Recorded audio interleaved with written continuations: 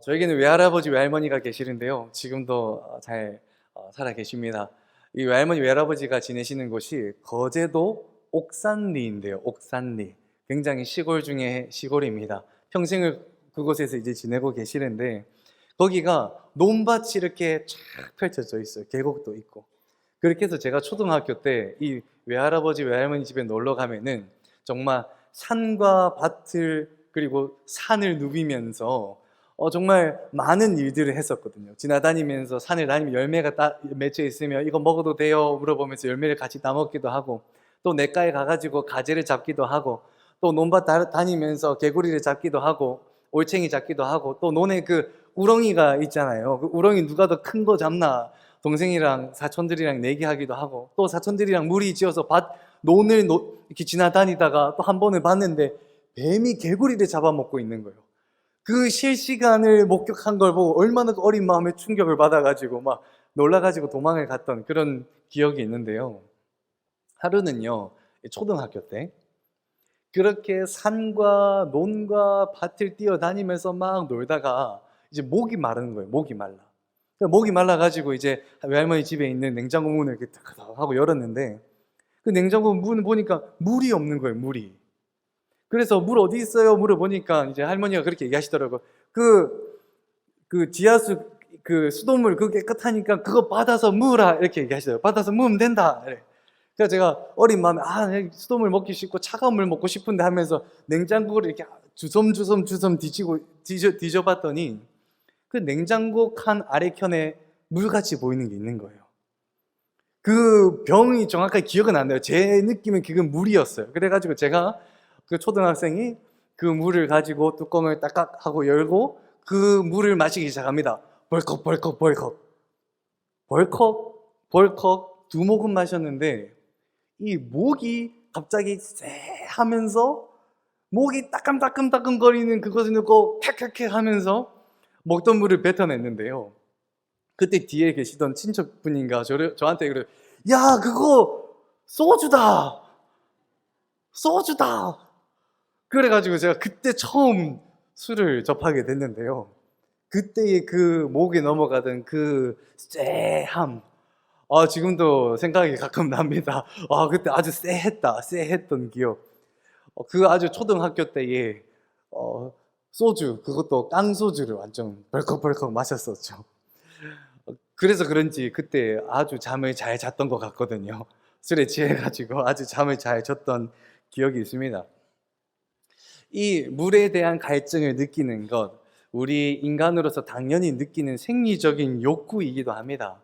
이 음식은 30일간 안 먹어도 버틸 수 있다고 하는데 이 물은 3일간만 안 먹어도 생명에 위협이 될 만큼 이 물을 필요로 하는 우리 인간의 그런 욕구는 굉장히 강하다라고 이야기를 하는데요.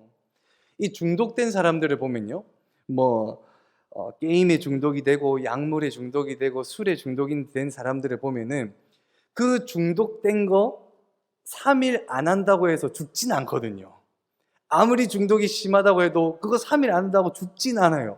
그런데 물은 3일만 안 먹어도 생명에 위협이 될 만큼 이 물은 우리 인간에 있어서 분리할 수 없는, 뗄래야 뗄 수 없는, 그리고 평생을 살아가면서 지속적으로 느끼는 것이 이 갈증인데요. 오늘 말씀 28절에 보면은 이 예수님께서 십자가에 못 박히신 채로 뭐라고 말씀하시냐? I thirst. 내가 목마르다 라고 말씀하십니다. 십자가에 달려 죽어가는 그 상황 가운데 예수님께서는 왜 내가 목마르다, I thirst라고 말씀하셨을까요? 오늘 말씀을 기록하고 있는 이 요한복음을 보면요, 이 요한복음을 우리가 뭐라 얘기하냐면 The Gospel of John이라고 얘기합니다. The Gospel of John. 이것은 무엇이냐면 요한이 기록한 복음이라고 해서 요한이 예수님의 공생애를 성령의 영감을 받아 기록한 것을 우리는 요한복음이라고 이야기를 하고 있죠. 그러면 마태가 성령의 영감을 받아서 적은 것은 무엇이냐? 마태복음. 그럼 마가가 성령의 영감을 받아서 적은 것이 무엇이냐? 마가복음. 이처럼 마태, 마가, 누가, 요한은 성령의 영감을 받아 예수님의 공생의 사역을 기록하고 있는 거예요. 기록한 것이 무엇이냐? 사복음서, 마태, 마가, 누가, 요한의 말씀인데요. 그런데 특이한 것은 성령 하나님은 한 분이신데 그 성령 한 분이 성령의 영감을 이 네 명에게 주셨는데 이 네 명이 영감을 받아 성경을 기록할 때 토시 하나 틀리고 똑같이 기록하고 있는 게 아니라 네 명이 네 명의 스타일대로, 네 명의 관점대로, 네 명의 목적에 따라서 이 예수님의 공생의 사역을 다르게 기록하고 있는데요. 예를 들어 예수님이 언덕을 올라가시는 것을 이 기자들이 볼 때에 다양한 관점에서 이거를 기록하고 있는 거예요. 예수께서 언덕을 올라가시더라라고 하면서 보이는 그대로를 있는 그대로 기록하는 사람이 있는가 하면은 예수님이 언덕을 올라가시는 걸 보고 또 다른 사람은 예수님께서 이곳을 떠나가셨다라고 기록하는 사람이 있습니다. 또 다른 사람은 예수님이 언덕을 올라가는 것을 보고 예수님께서 어떠한 곳을 향하여 가시더니라고 기록을 합니다. 이 사복음서는 똑같은 사건을 두고도 각자의 시선으로 다르게 기록을 하고 있는데요. 이 예수님께서 십자가에 못 박히셔서 I thirst, 내가 목마르다 라고 말씀하실 때 요한복음의 기자 요한은 예수님이 말씀하신 그대로 복음서에 기록합니다. 내가 목마르다. 그런데 이 마태는 이 사건을 어떻게 기록하고 있을까요?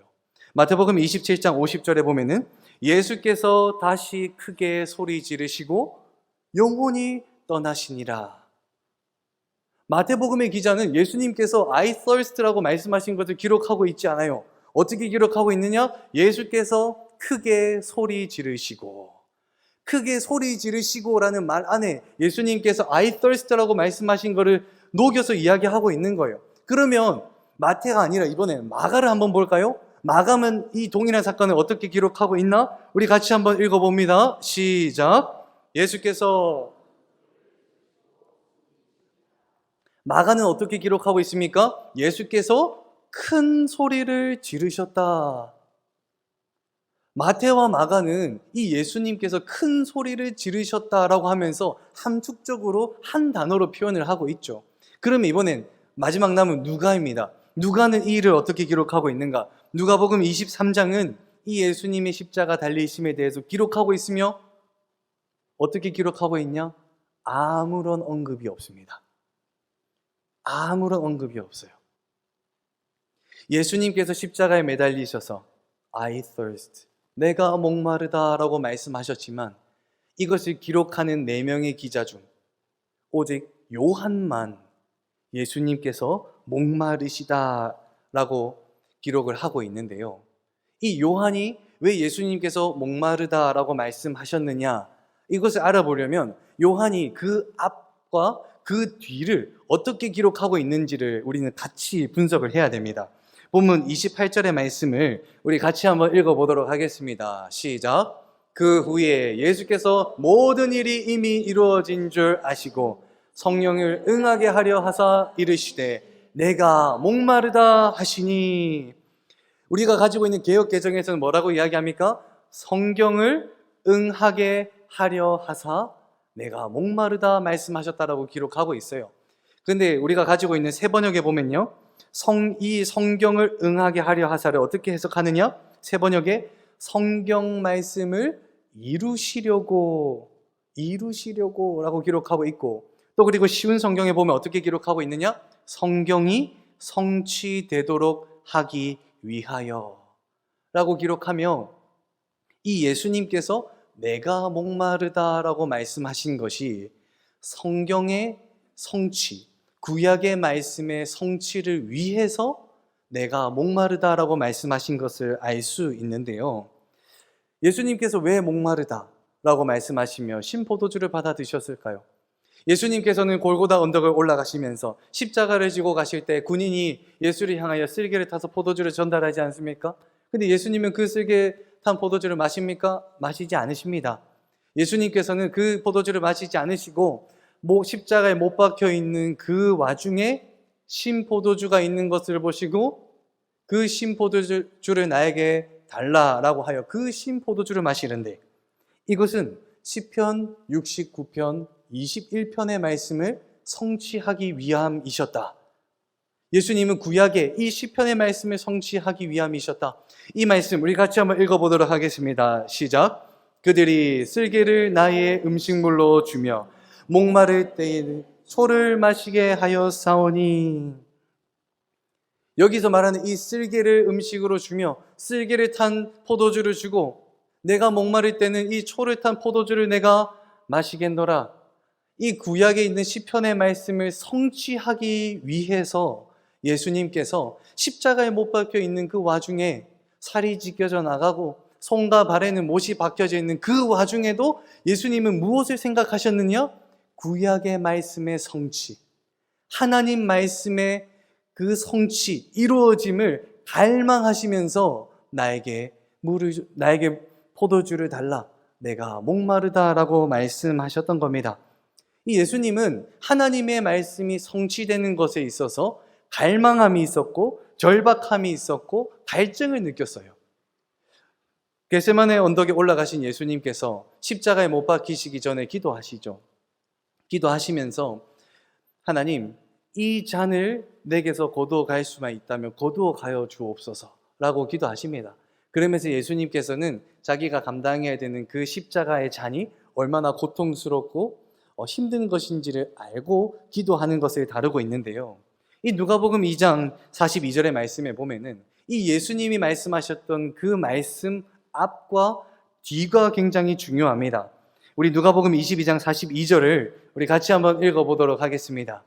제가 읽어보도록 하겠습니다. 이르시되 아버지여, 만일 아버지의 뜻이거든 이 잔을 내게서 옮기시옵소서. 그러나 내 원대로 마옵시고 아버지의 원대로 되기를 원하나이다.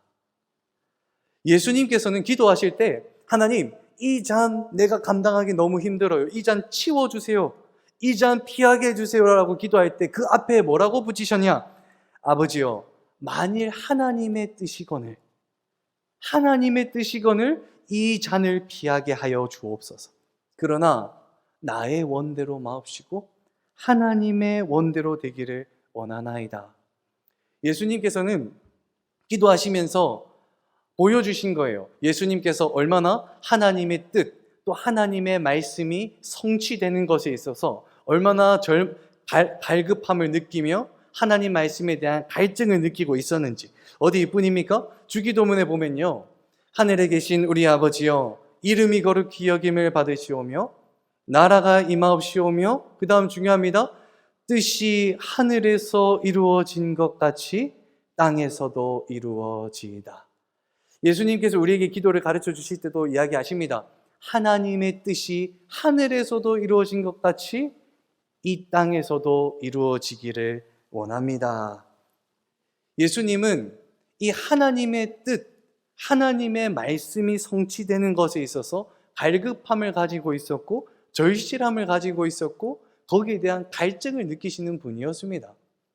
그렇게 해서 십자가의 고통을 받고 있는 그 순간에서도 내가 목마르다라고 말씀하시며 시편의 말씀의 성취를 갈급함 가운데 성취하신 것이죠. 그래서 30절에 이렇게 이야기하십니다. 그 모든 말씀의 성취를 이루고 난 이후에 뭐라고 말씀하시냐? 다 이루었다. It is finished. 하나님이 나를 통해서 이루고자 하시는 모든 하나님의 뜻이 이루어졌도다 라고 하시며 그 마지막 호흡과 함께 It is finished 라고 말씀하시며 숨을 거두게 되시죠. 이뿐만이 아닙니다. 이사야서 7장에 보면요, 보라, 처녀가 잉태하여 아들을 낳으리니 그의 이름을 임마누엘이라 하라 라고 이야기하며 이 이사야서의 말씀에서 이야기하고 있는 예수의 탄생에 대해서 이야기를 하고 있으며, 또 이사야서 53장 6절 우리 같이 한번 읽어봅니다. 시작. 우리는 다 양 같아서 그릇 행하여 각기 제 길로 갔거늘 여호와께서는 아멘.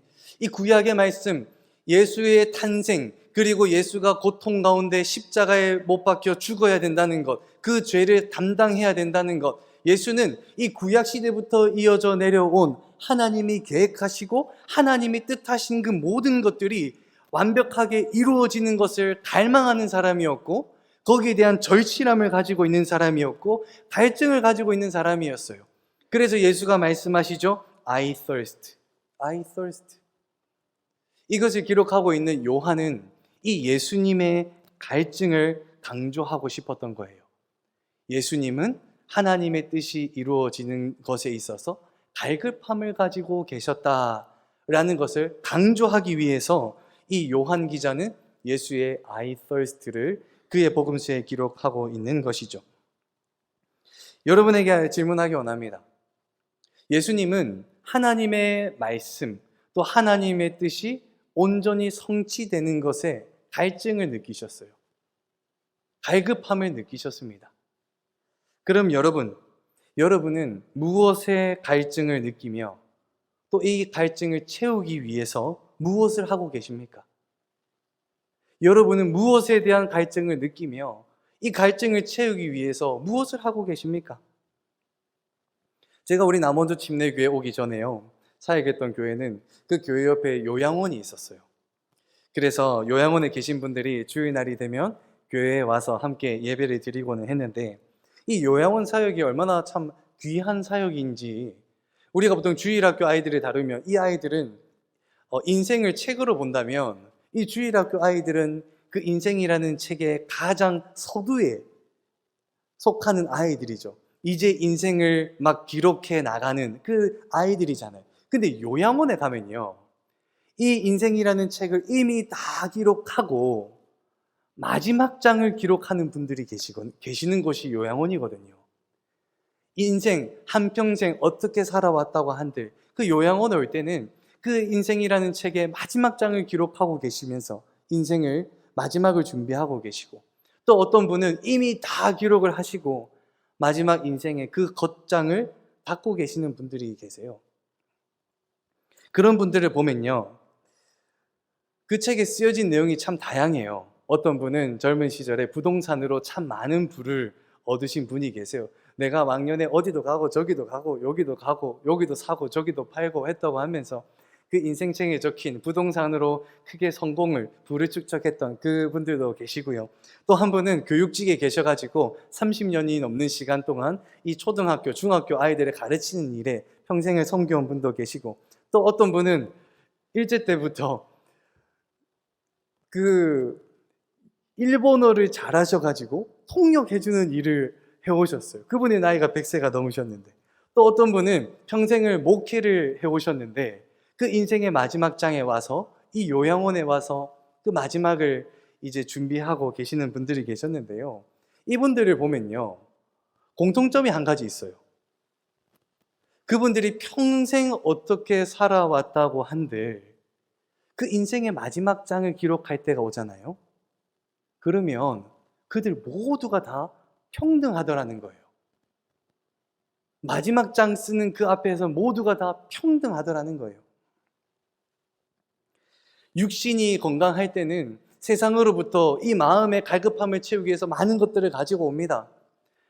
부동산을 가지고 오고, 돈을 가지고 오기도 하고, 직업을 가지고 오기도 하고, 또 사회적 지위를 가지고 오기도 하고, 육신적으로 힘이 있을 때는 세상의 것들을 이 육신의 힘으로 붙잡고 그것을 추구하며 살아갑니다. 그러나 요양원에 오시는 분들은요, 이 육신의 힘이 조금 떨어지신 분들이 많으세요. 더 이상 세상의 것을 잘 잡지 못하세요. 세상의 것을 잡고 만족을 누리지 못하세요. 그러다 보니까 그들 마음속에 뭐가 있냐면 마음에 공허함이 있고, 또는 내가 믿었던 사람으로부터 버림받았다라고 하는 마음의 상처 또한 가지고 계세요. 그러면서 이분이 마지막 장을 적어갈 때 얼마나 허망함과 마음의 상처와 그리고 마음에 있는 이 응어리 같은 것들을 적어 내려가는지, 어떻게 살아왔다고 한들 그 인생의 마지막 장 앞에서 모두가 다 평등해지더라고요. 그런데 이 마지막 장에 적어 내려갈 때 참 허무함 가운데에, 상처 가운데 그 마지막 장을 적어 내려가다가도 그 마지막 장 적을 때 마음의 위로를 느끼는 무언가 한 가지가 있는데요, 그것이 무엇이었냐면 그들 그 어르신들 앞에는 주일날이 되면 생전 처음 보는 젊은 목사가 와서 자기들과 함께 교회에 가자고 이야기를 해요. 내가 세상으로부터 더 이상 위로받을 것 없는데 나를 찾아와서 교회에 같이 가자 하는 저 젊은 목사를 따라, 성도들을 따라 교회에 갔더니 교회에서 기쁘게 찬양을 하고 하나님의 말씀을 듣다 보니까 그들의 마음속에 위로가 되더라는 거예요. 찬양을 잘 몰라도 찬양하러 가서 그냥 박수 치다 보니까 마음에 위로를 얻고, 또 잘 몰라도 예수님에 대해서, 하나님에 대해서 듣다 보니까 이 세상은 내가 힘이 있을 때 내가 이 세상을 붙들면서 살았지만 내가 힘이 없을 때는 도리어 이 세상은 나를 무시하며 나를 배척했는데 이 나를 찾아와 주시는 분은 하나님이시구나, 예수님이시구나 라는 것을 느끼면서 이분들이 그 마지막 장에서 누구를 만나느냐? 하나님을 만나게 돼요. 이 하나님이 그들의 심령 가운데 조금씩 들어가서 어떠한 변화가 일어나냐면요, 이 어르신들이 주일 예배를 사모하기 시작합니다. 그러면서 이 어르신이 머리맡에다가 달력을 두세요. 달력을 두고 월요일 되면 하루 한 장을 찢어요. 화요일 되면 또 다음 장을 찢어요. 그러면서 무엇을 기다리느냐? 일요일까지 몇 반 남았지, 3일만 더 뜯으면 교회 간다 라고 말씀하시며 주일날 교회 가는 것을 사모하는 분들이 계시고, 또 어떤 분들은 그 요양원 복도에 이렇게 휠체어를 끌고 걸어 다니세요. 그러면서 뭐라고 얘기하시냐면, 주일날에 이 엘리베이터 타고 1층 가서 교회 가려면 언덕길을 올라가야 되니까 내가 힘이 있어야 된다, 교회 가려고 내가 이 다리에 근력을 좀 회복해야겠다 해서 걷는 분들이 계시고, 또 어떤 분은 토요일날 저녁이 되면은 요양보호사한테 이야기한대요. 저기 선반 위에 있는 옷 좀 꺼내주세요. 또 요양보호사분이 왜 옷은 지금 필요로 하세요? 라고 물어보면 이 어르신이 이렇게 얘기한답니다. 머리맡에 뒀다가 내일 아침에 저 옷 입고 교회 가려고요. 교회 가려고요. 이 이야기가 무엇을 이야기하고 있습니까?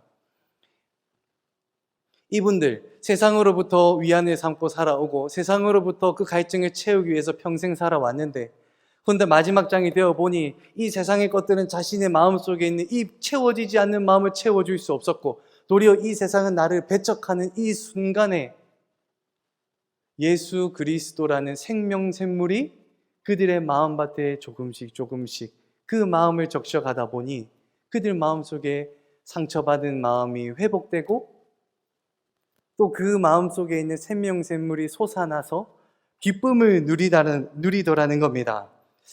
우리가 평생을 살아가다 보면요, 참 이러한 많은 갈등을 가지고 살아갑니다. 또 갈증을 또 추구하며 살아가는데요, 우리 10대 때 되면은 이 어떠한 갈증이 있냐 하면은 교육의 갈증을 느끼면서 살아가요. 내가 성적 좀 잘 받고 싶다. 이번 시험에는 내가 3등급 받았는데 다음 시험에는 꼭 1등급 받고 싶다. 나 쟤보다 공부 잘하고 싶은데 라고 하면서 이 교육에 대한 갈증을 느끼면서 살아갑니다. 근데 이 아이들이 20대가 되면요, 진로에 대한 갈증을 느끼며 살아갑니다. 내가 무엇을 하며 살아가야 되나? 내가 또 어떠한 일을 해야 되나? 어디에 취직을 해야 되나? 어떤 사업을 해야 되나? 라고 하면서 이 진로에 대한 갈증을 느끼며 살아가요. 그리고 30대에서 50대가 되면요, 어떠한 갈증을 느끼며 살아가냐면요, 돈 잘 버는 거에 대한 갈증을 느끼며 살아갑니다. 내가 주식을 해야 되나? 내가 코인을 해야 되나? 내가 지금 뒤처지는 것 같은데 빨리빨리 내 잔고에 돈을 채워 나가야 될 것 같은데 라는 이러한 갈증을 가지고 30대에서 50대는 이러한 사회적인 지위, 또 그리고 잔고를 채워 나가는 그런 금전적인 갈증을 느끼며 살아갑니다. 그러면서 60대, 70대가 되면요, 또 다른 갈증을 가지고 살아가는데요, 어떠한 갈증이냐면 10대 때부터 50대까지는 뭐니 해도 머니가 최고다라고 하면서 살아오시는데, 이분들이 60대, 70대가 되면 뭐라고 말씀하시냐면 뭐니 해도 건강이 최고다, 건강이 최고다라고 말씀하시며 이 건강과 편안하게 사는 것에 대한 갈증을 느끼며 살아갑니다. 우리 인생을 보면요, 이 10대 때부터 70대 이상까지 이 모든 삶이 갈증을 추구하며 살아간다는 거예요. 그러면서 이 갈증을 채우기 위해서 교육, 좋은 대학교를 붙잡기도 하고 좋은 직장을 붙잡기도 하고 사회적인 지위를 붙잡기도 하고 또는 더 나아가서 내 자녀를 붙잡기도 하며 이 갈증을 채워가지만 공통점은 이 세상으로 붙잡는 이 모든 것들은 일시적이라는 거예요. 세상의 것들은 일시적으로 우리의 갈증을 채워줄 수 있을지는 몰라도 이것으로 하여금 우리의 갈증을 영원히 채워줄 수가 없다는 거예요. 우리의 이 갈증, 영원토록 해소해 줄 수 있는 것 하나 있다 하는데 그것을 우리는 누구라고 이야기합니까? 우리의 영원 샘물 되어주시는 예수 그리스도. 예수 그리스도가 우리의 영원 샘물이 되어주셔서 우리의 마음밭을 채워주실 때에 우리의 삶에 가득 차 있는 각양각색들의 갈증들이 온전히 채워질 줄로 믿습니다.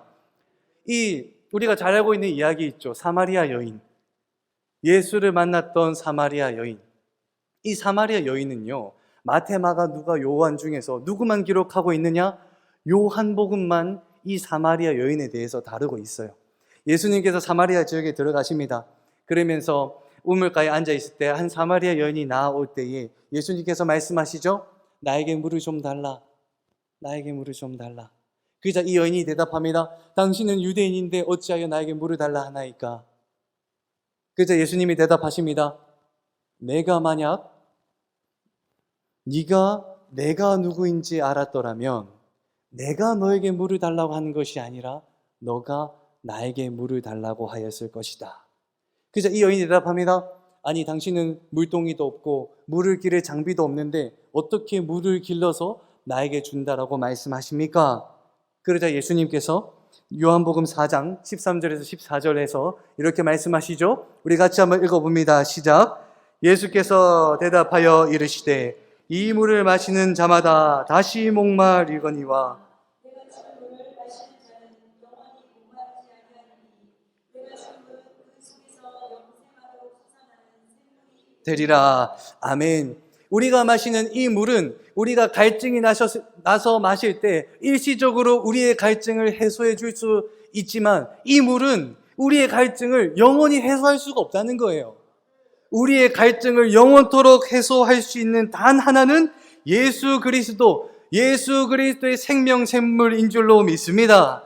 이 생명샘물이 우리의 마음속에 거할 때 우리의 삶 속에 있는 모든 갈증은 사라지고 이 샘물이 우리의 마음속에 거하며 이 생명샘물은 가만히 있지 않고 솟아날 줄로 믿습니다.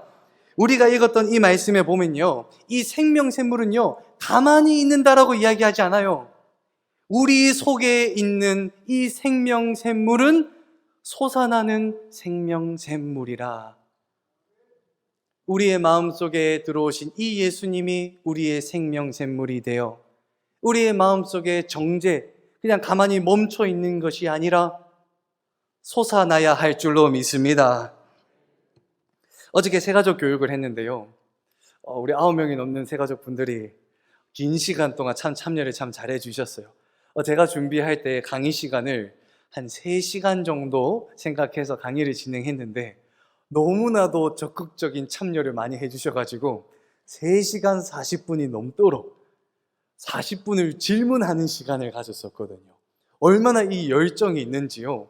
정말 너무 놀라운 시간이었어요. 그리고 너무 친근해지는 시간이었고 교회를 알아가고 복음을 알아가고 말씀을 알아가는 참 정말 뜻깊은 시간이었고 그렇게 시간을 보내고 식사를 하러 우리 이가혼과 가가지고 식사를 하고 있는데 우리가 갔더니 마침 그때 앞서 온 여전도회가 먼저 식사를 하고 있었어요. 근데 참 감사한 게 뭔 줄 알아요? 그렇게 식사를 하고 있는데 이 여전도회가 식사를 하고 안녕하세요 하고 그냥 지나갈 수도 있는데 이 여전도회가 반가운 마음을 가지고 안에 들어와서 인사를 하는데 제가 부탁드렸던 거 있죠?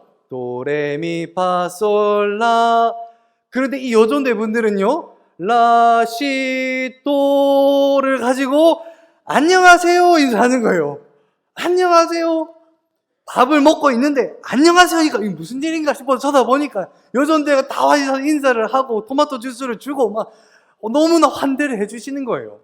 제가 얼마나 감사했던 것이 제 가족분들은 우리 교회를 향해서 마음을 꼭 닫고 있는 게 아니라 진짜 마음을 활짝 열으셔가지고 많은 질문들을 통해서 함께 교제를 나눌 수 있도록 그 마음을 열어주시고, 또 우리 기존 성도들은 새로 오신 분들을 향해서 이 마음을 도레미파솔라시도 해가지고 그냥 180도 활짝 열어서 환대를 해주시는 것, 너무나도 감사하더라고요. 오신 분도 감사, 환대해 주시는 분들도 감사, 너무나도 감사한 시간이었는데요.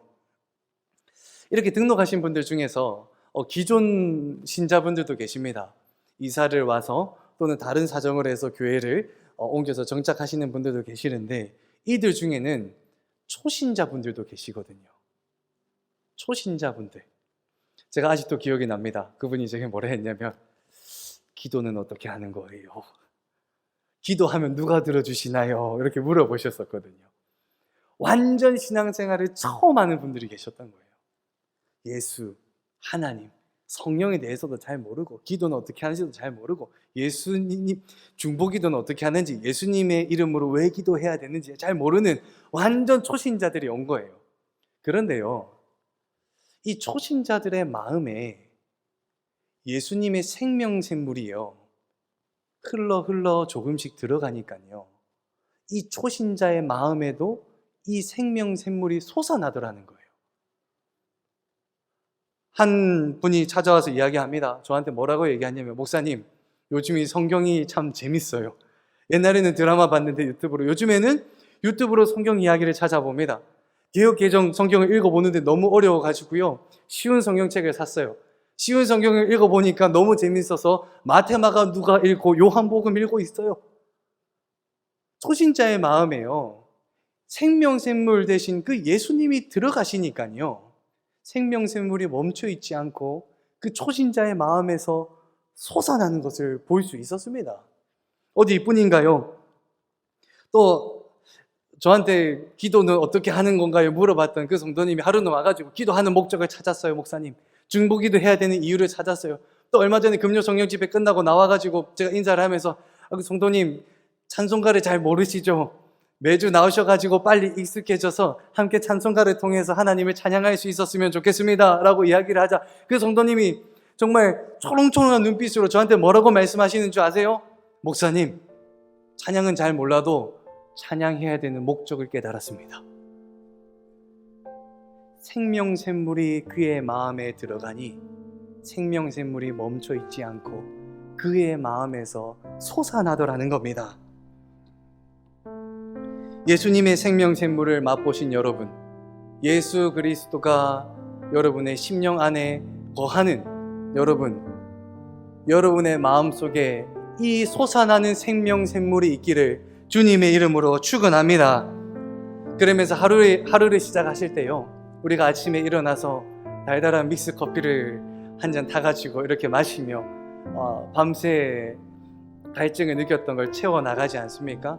또 그리고 하루를 살면서 내게 주어진 직장과 또 사업장에 가서 그 일들을 감당하지 않습니까? 그러면서 우리의 마음의 위로를 얻고 마음의 체험을 얻지요. 또 그리고 월급날이 되어서 통장에 들어오는 그 월급을 보면서 마음의 위로를 얻기도 하지요.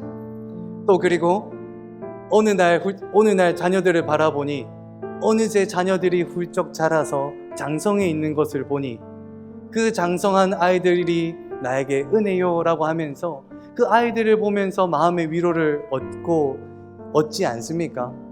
그러나 여러분 꼭 기억하셔야 되는 것은요, 그 달달한 믹스커피 한 잔도 내가 평생 섬겨온 그런 직장과 사업도 나날이 달달이 늘어만 가는 내 통장 잔고도 장성하게 자란 내 자녀조차도 우리 마음속에 있는 갈증을 영원히 해소시킬 수는 없습니다.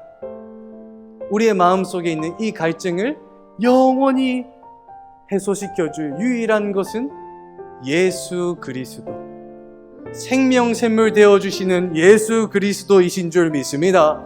마틴 루터가 이렇게 외쳤죠. 솔루스 크리스토스, 솔루스 크리스토스, 오직 예수 그리스도, 오직 예수 그리스도.